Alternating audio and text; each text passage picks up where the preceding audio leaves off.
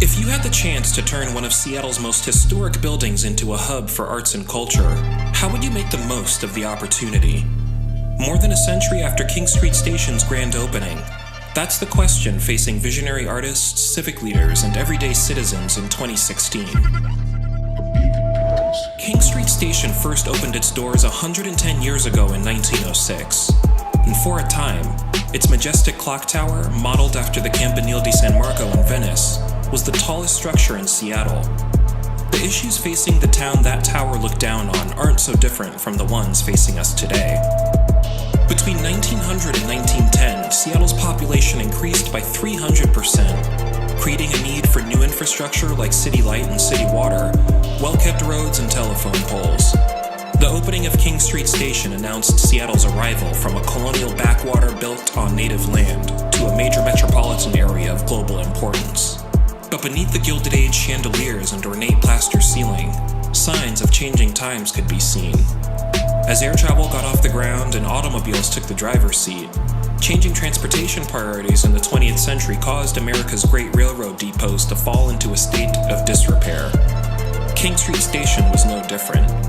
When the building achieved federal landmark status in 1973, the space was seen as a thing of the past, far from conversations about our civic future. After 35 years of limbo, the city of Seattle swooped in and acquired King Street Station for the grand sum of $10 in 2008. It then embarked on a multi-million-dollar restoration that brought the building back to its original grandeur.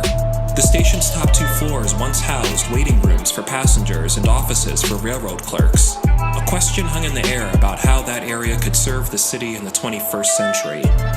And in the summer of 2015, artists provided an answer.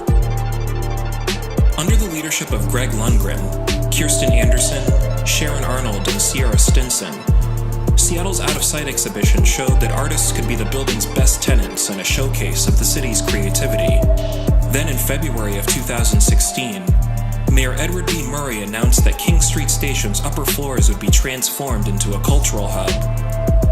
After a process of public outreach conducted by the Seattle Office of Arts and Culture, King Street Station could be home to equity-focused arts programming, a new rehearsal and presentation space, an artist residency, or even an arts and culture journal that broadcasts Seattle's waves of cultural energy to the global community.